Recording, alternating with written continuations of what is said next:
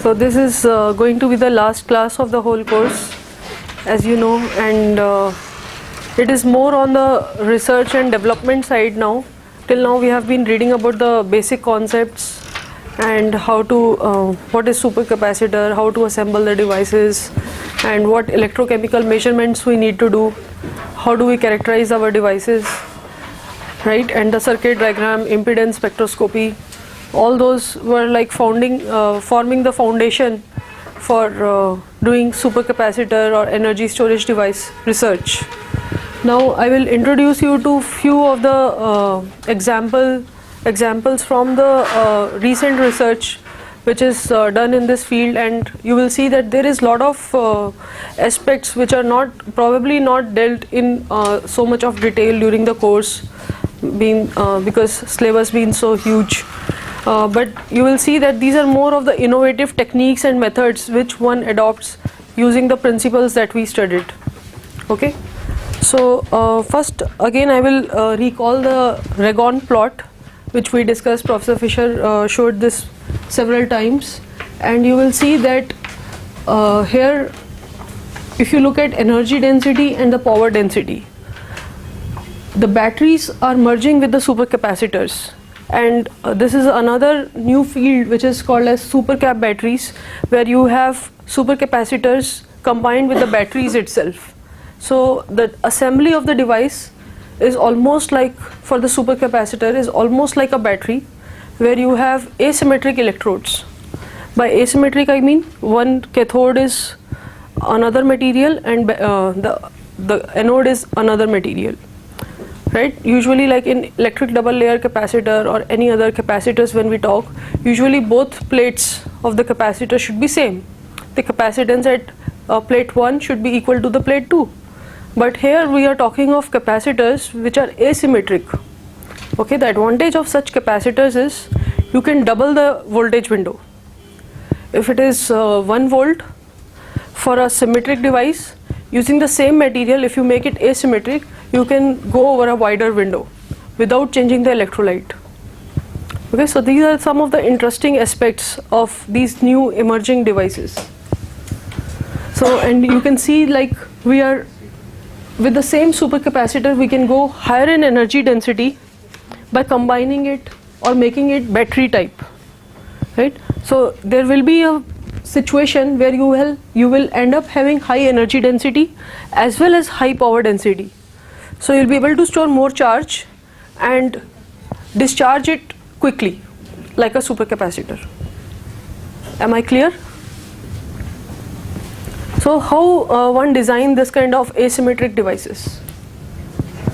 On one side you can imagine a highly porous electrode which is more like supercapacitor type, and on the other end you can imagine electrode to be a battery type. So it's like this. Right? We studied symmetric supercapacitor devices which has high surface area, and then on the other side this is battery type electrode which has high energy but low power.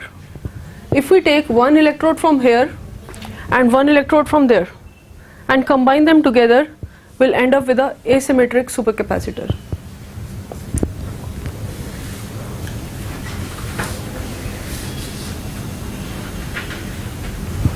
Now making devices in a hybrid fashion is a challenge, right? How do you select your material and what all components can be built together to make a hybrid device?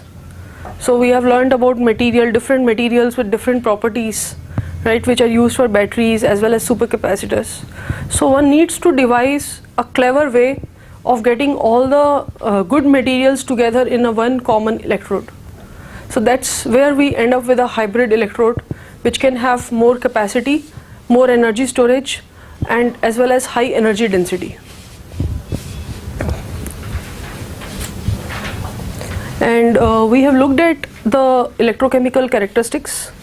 If you recall, for a capacitor we have a linear curve. Okay, this is the reverse presentation.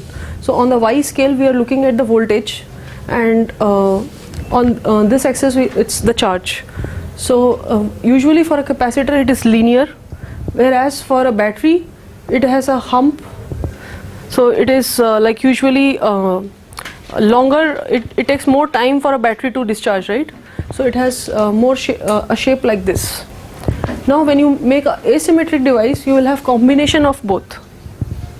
So you have a linear capacitance which makes your device to undergo charging and discharging fast, and this part gives you more energy storage. So you have high energy storage as well as high power density. Here are few examples, like example material. People have studied MnO2 combined with RgO, and then graphene oxide on one electrode, and then here copper oxide on the other electrode. So these are the asymmetric combinations. You can see how the voltage window is expanded. Instead of, if you put the same electrode like MnO2 on both sides, then it's a symmetric capacitor and you will have only 1 volt. But here you can see now the voltage can be extended up to 2 volts because of the asymmetric device architecture. So only restriction or kind of consideration one needs to keep is the charge and mass balancing, and which looks simple if you look at the equation, but practically you need to devise ways to do it. Like either you have to think of, if you have graphene on one side and an oxide on other side, like for example MnO2. So what usually people do, they either keep the mass of the material same or the area of the electrode same. So somewhere you have to do charge balancing on the both sides, because by the normal definition of a capacitor, you have C is equal to epsilon naught A by D, and two electrodes capacitance should be equal for it to be, because we consider a capacitor to be two capacitors in series, right? We have studied in the initial definition that supercapacitor is nothing but two capacitors in series. So the capacitance of one should be equal to 2. So for that it is important to do charge and mass balancing. And this equation is quite straightforward, right? See, this is just by definition, and charge is equal to capacitance into delta E and normalized with mass. And then if you take the mass ratio of the positive electrode and the negative electrode, then you will end up with this equation.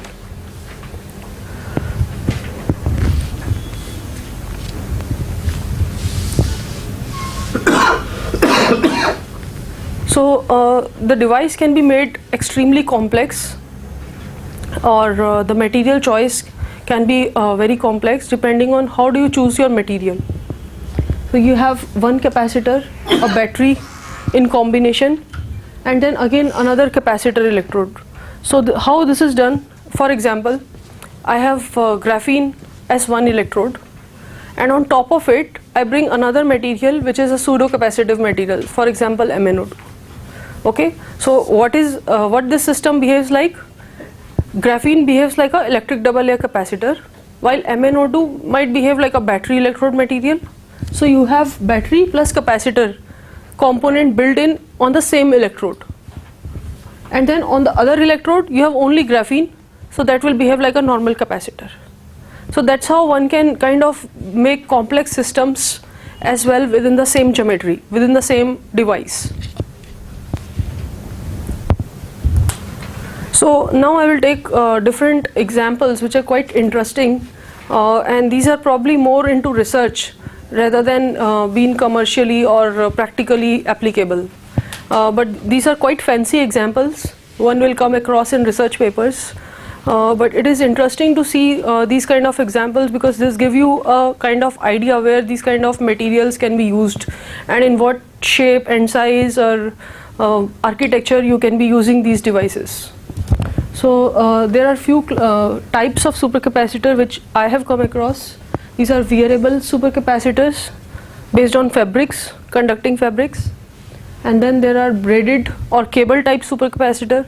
Within the cable itself you can assemble all the components for it to behave like a capacitor. So usually a function of a cable is just to carry electrical charge. Now if you imagine a cable itself being a energy storage devices, just imagine how it will be, right? So electrical engineers can imagine that a cable what they use, a copper coil, right? If that is storing all the energy, how unique it would be. And then you have transparent capacitors. Transparent capacitors is kind of very difficult to visualize, because when you have material on the electrodes, it is very difficult to make them transparent, right? Because transparency is a property which will come when you have no material on the substrate, or the material property itself is such that it is optically transparent. But most of the devices we are talking of usually contain electrolyte, electrodes, and carbon electrodes, carbon again being the black material. So visualizing a transparent device which is behaving like an energy storage device is a very challenging aspect. So there is a lot of engineering of materials involved in making such devices. And then printable supercapacitors, just like batteries. We discussed, you and I demonstrated a video in previous lecture where people take the slurry and then print it on the electrodes. So same way one can even make supercapacitors. But also what becomes important, that we take such devices and measure them and compare the performance of the devices. And then another thing is compressible supercapacitors, because depending on the application where you kind of put that you want to incorporate that supercapacitor, you may need the device itself to be compressible and flexible, right? So I will take one example of, I will take few examples of all types of supercapacitor that I mentioned. This is using fabric as an electrode, okay?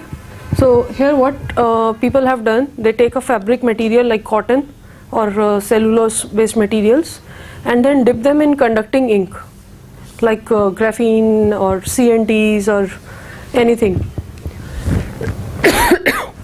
So here you can see activated carbon ink is used on a cloth substrate, and then the gel electrolyte, the solid state electrolyte what I discussed in the previous class, and again another top layer of carbon dipped electrolyte. So what do you think, what kind of device it will be? Whether it will be a good performance device or how will it perform? There are a lot of challenges in the performance of these devices. So something which looks fancy and good may not be a good working device. But this is more to understand its applicability, how you can integrate them into your daily lives, such devices. So why one is interested in making wearable devices? Like if you imagine yourself walking with a mobile phone and your clothes itself has some battery and you ran out of suddenly battery, you can just connect somewhere and you can charge and get going. Or if your music player is charged by some fabric on your cloth. So these are kind of futuristic application what one wants to imagine. So what you are seeing in this picture is a like on the garment, is on the dress. During the stitching there is a electrode connection here. This is like kind of electrode connection, and a supercapacitor is stitched in the cloth material itself. So if you look at this material magnified image, this is the cloth material suppose, and this is the area where the carbon nanostructures are grown, which act like a electrode material for supercapacitor. You can see here clearly. And after doing this, one also needs to see whether you can knit it with your daily fabrics. So this is another challenge, because once you take it into a device form, then again stitching it with your active clothes may be a challenging task as well, right? And then second thing comes the mechanical pressure which keeps the electrolyte together and things like that. So how good will be the performance of such devices? So here is what we see. When you have knitted carbon fiber electrodes, its capacitance is higher, but when you have it in the form of woven carbon fiber device, then your capacitance decreases, right? And the same is seen in the charge discharge curve. It takes more time to charge when it is knitted as compared to when it was woven. And also here is the So these are the impedance plot again, and you can see the resistance. On this x-axis, this resistance, this value is nothing but the electrolyte resistance, right?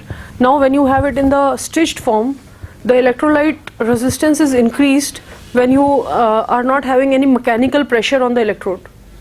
Usually when you assemble a device with these kind of fabrics, what people have to do is apply a lot of pressure. Some people use clamps. When they measure the device, it is always kept together. The two electrodes are kept pressed, right? But when it comes into wearable fashion, you cannot keep it holding it with something, right?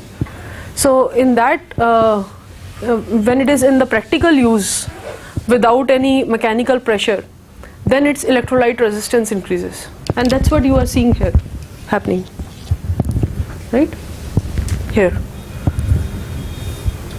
But this is one of the approach, or probably you can say in research, that this is one of the activity which one wants to have as an end product when they want to use the supercapacitors. And this is the flexibility data. So the capacitance of the device should not change when you are flexing it. Okay, so here you can see the normalized capacitance, that it undergoes some modulation when you are like kind of bending it to 90-degree angle.